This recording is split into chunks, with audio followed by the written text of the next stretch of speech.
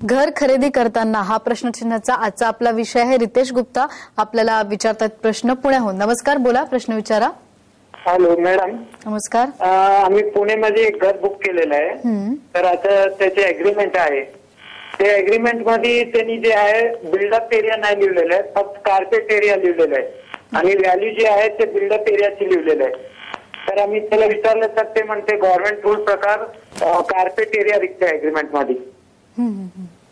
रितेशजी नमस्कार। तुम्हाला ज्या बिल्डरने सांगितलं हे अगदी खरं आहे। कार्पेट एरिया मेन्शन करणं अग्रीमेंट मध्ये हे आता कंपल्सरी केलेलं आहे आणि ते पूर्वी सुद्धा मोफा ऍक्ट प्रमाणे कंपल्सरी होतं।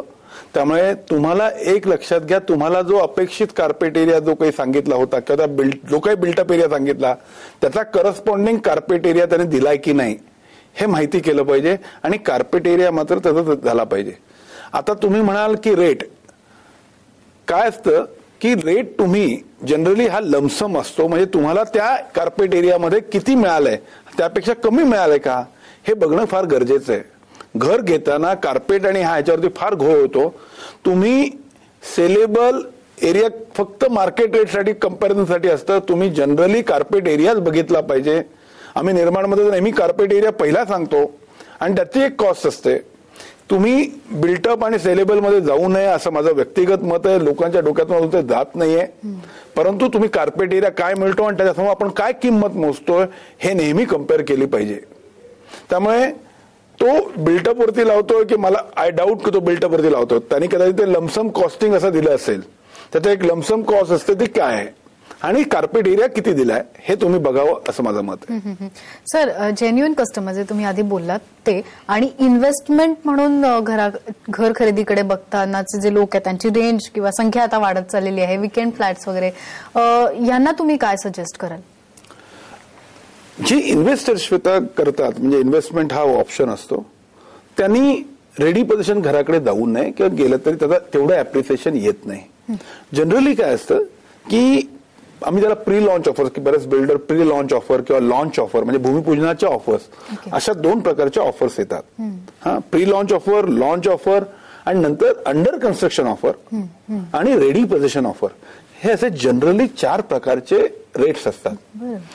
प्री लॉन्च ऑफर ही अतिशय कमी दरात आणि माफक ह्याच्यामध्ये मिळते, कारण का बिल्डरचा जो काही खर्च असतो ती कॉस्ट असते, ह्या जवळपास त्या जाणारी कॉस्ट असते किंवा त्याच्यावरती 20-25% असेल तर त्याचा प्रॉफिट असू शकतो। म्हणजे कधी कधी तर असं असतं ज्या ठिकाणी 10,000 रुपये रेट चाललाय तर तुम्हाला कदाचित प्री लॉन्च ऑफर जर चांगला बिल्डर असेल तर ती ऑफर 6-7 हजार रुपयात सुद्धा मिळू शकते किंवा 5,000 सुद्धा मिळू शकते। आणि थोडंसं मी तुम्हाला थांबवते, हा मुद्दा आपण परत कंटिन्यू करूया। आपल्याला एक फोन आलेला आहे, माधव सावंत आपल्याला प्रश्न विचारतात मुंबईहून। नमस्कार, बोला। त्यांचा फोन परत एकदा कट झालाय। सर, तुम्ही जो मुद्दा सांगत होता परत एकदा सांगाल? जेव्हा आपण हे प्री लॉन्च ऑफर्स असतात, इन्व्हेस्टर म्हणून तुम्ही जात असाल तर प्री लॉन्च ऑफर इथे केलं तर तुम्हाला ऑटोमॅटिक त्याचा हे बेनिफिट मिळतो। मी म्हणत नाही की समजा आता एखाद्या ठिकाणी 10,000 रुपये रेट आहे आणि तुम्हाला जर 7,000 रुपयाचा रेट मिळालेला आहे, तो 3 वर्षानंतर जनरली वाढतो, जनरली डबल होतो, म्हणजे 7 ते 14 होऊ शकतात किंवा नाही होणार सुद्धा, आपण असं धरूया वर्स्ट का मोस्ट काही नाही झालं आहे तेवढा राहिला तरी आता 10,000 रुपये रेट आहे आणि तो प्रॉफिट मिळणं हे अपेक्षित होतं आणि त्यामुळे प्री लॉन्च ऑफर्स आणि लॉन्च ऑफर्सकडे जायला पाहिजे। पण लॉन्च ऑफर जाताना तुम्हाला थांबण्याची तयारी असावी लागते, पेशन्स असावे लागतात।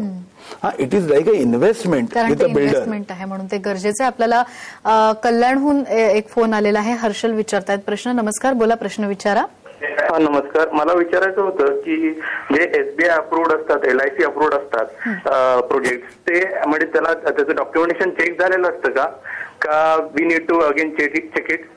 पहिला प्रश्न तो आहे। आणि दुसरा प्रश्न कार पार्किंग सेलेबल आहे का नाहीये? हर्षलजी, फार चांगला प्रश्न विचारला। अतिशय टॉपिक मध्ये मी तुमच्या दुसऱ्या प्रश्नाचं पहिलं उत्तर देईन।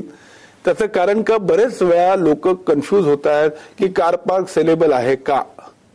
कार पार्क सेलेबल नाहीये, परंतु एक लक्षात घ्या, कुठलाही बिल्डर, मी स्वतः विकासक आहे, कुठलाही बिल्डर स्वतःच्या खिशातले घालून काहीतरी मोफत कार बांधून देणार नाही। आजकाल कार पार्क ही अतिशय आवश्यक अम्युनिटी आहे। म्हणजे जसं आम्ही स्विमिंग पूल बांधलं तर स्विमिंग पूलचे वेगळे पैसे घेतो का? नाही घेत। पण त्याची कॉस्ट त्या पूर्ण फ्लॅटमध्ये लावून देतो.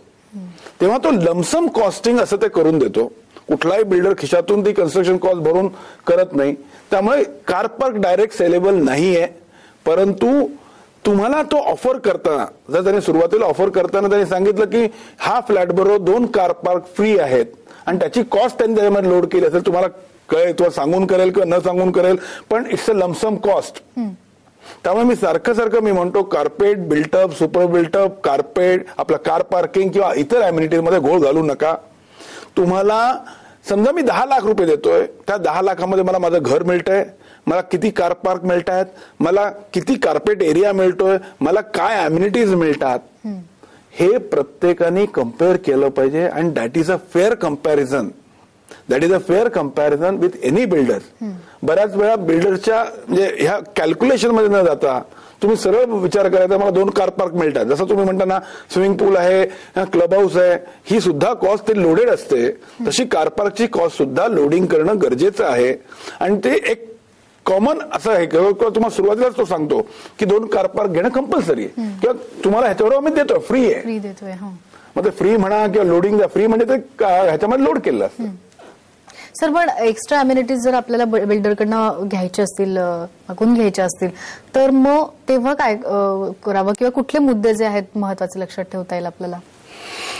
अम्युनिटीज घेताना बेसिक अम्युनिटीज काय याचा अभ्यास केला पाहिजे. आणि समजा एखादा फ्लोरिंग आहे, समजा तो स्पार्टेक्स फ्लोरिंग किंवा सिरॅमिक फ्लोरिंग देतोय आणि तुम्हाला विट्री फ्लोरिंग बसवायचं किंवा इटालियन मार्बल बसवायचं किंवा कुठलाही दुसरा मार्बल बसवायचा आहे, तर मग तुम्ही त्याला सांगितलं पाहिजे की बाबा मला तू हे सिरॅमिक फ्लोरिंग देऊच नकोस. म्हणजे त्याची ती कॉस्ट पुन्हा लावणार, त्याचे ब्रेकअप करणार, त्याची कॉस्ट वाचते. जनरली मी म्हणेन की अशा प्रकारची कॉस्टिंग बिल्डरकडून डिडक्ट करावी. बरं.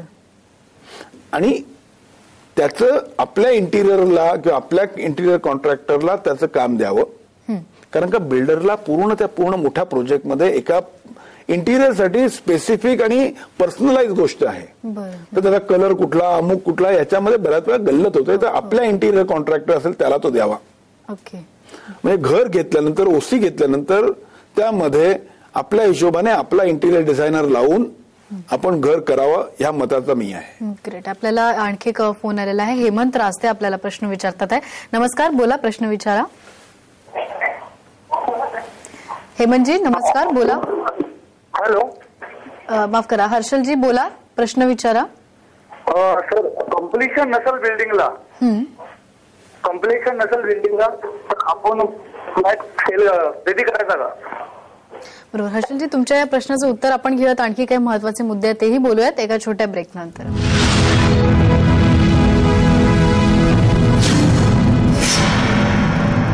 प्रत्येक भारतीय मुलीला हवे असतात शायनी सुंदर केस. मला सुद्धा.